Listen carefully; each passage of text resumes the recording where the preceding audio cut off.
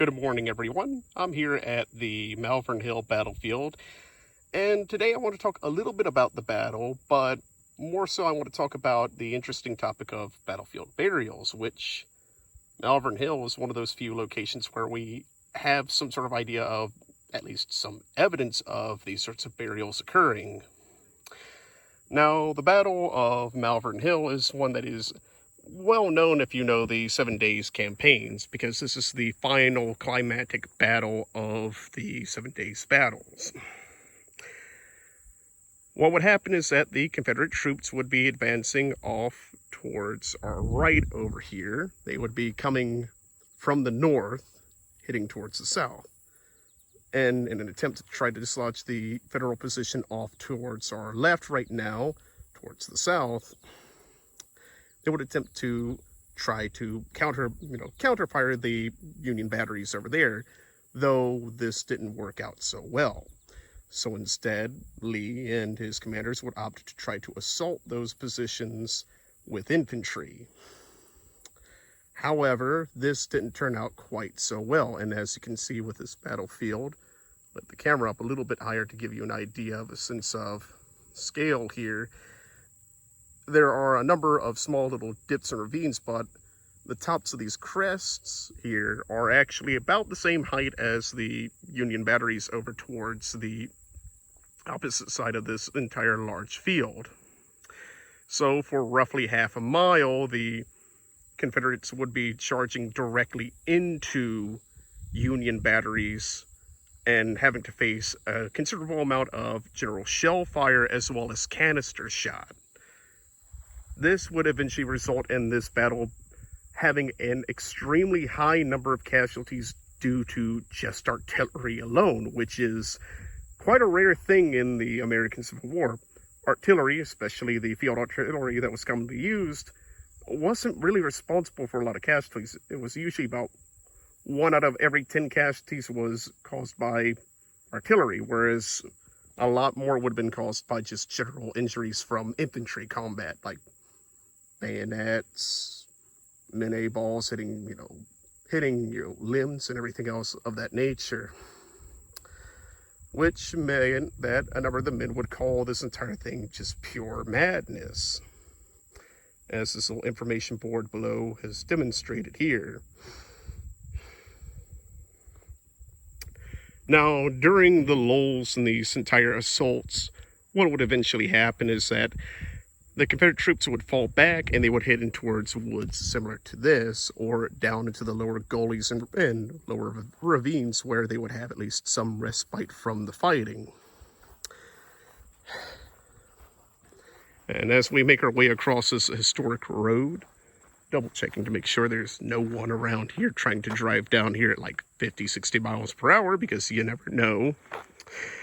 We're going to head down this special path here that was made by the National Park Service after they had acquired the land around here.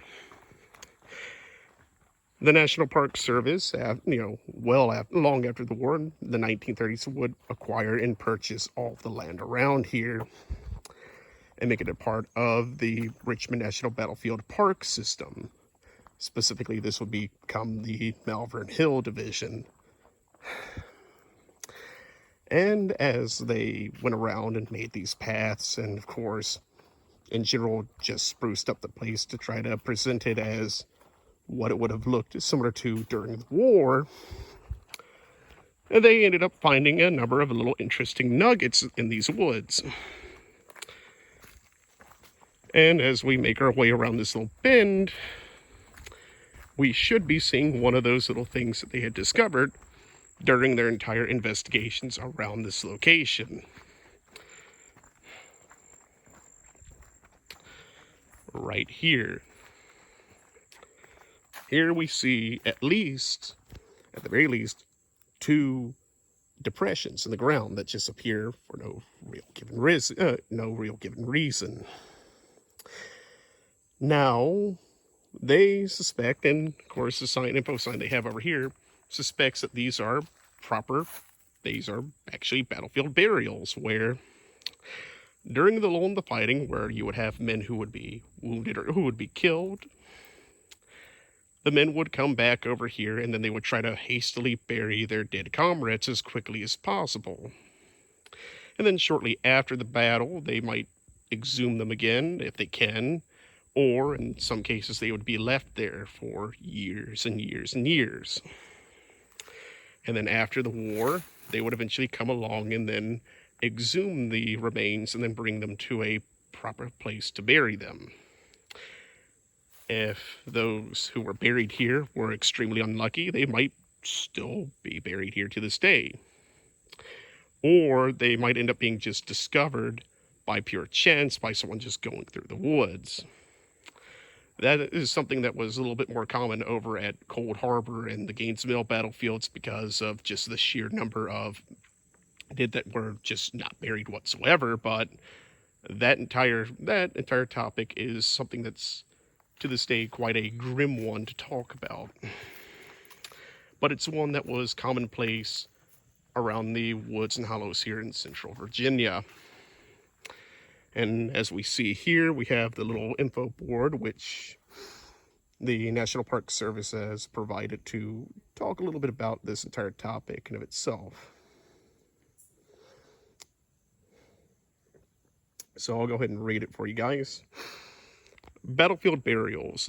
The depressions to the right of the trail probably represent former graves of Confederate soldiers.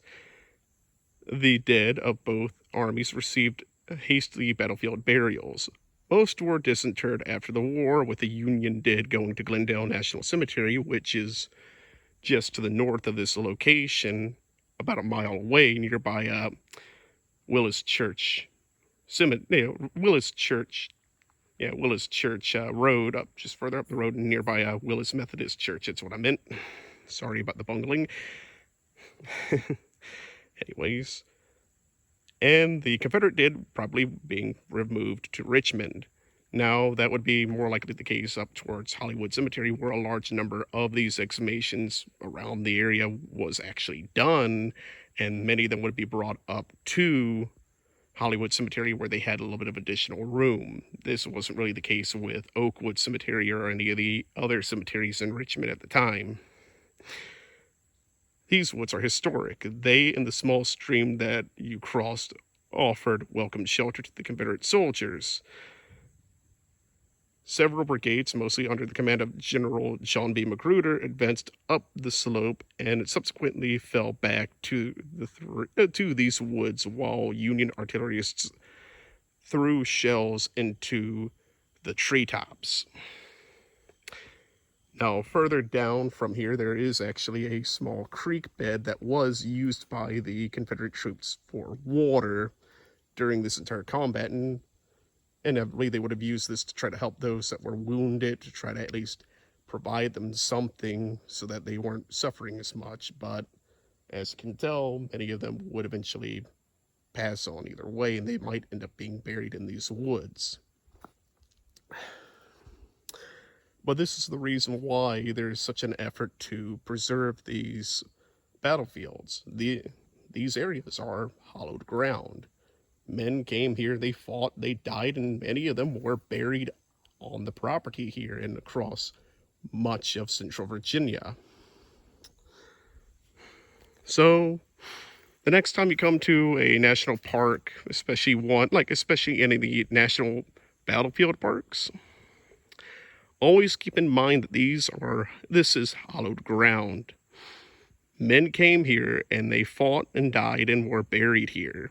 And in many cases, some of them might still remain here to this day. So it's important for us to make sure that we preserve these locations, and when we visit them, we treat them with dignity and respect. I hope everyone has a wonderful day, and may God bless all of you.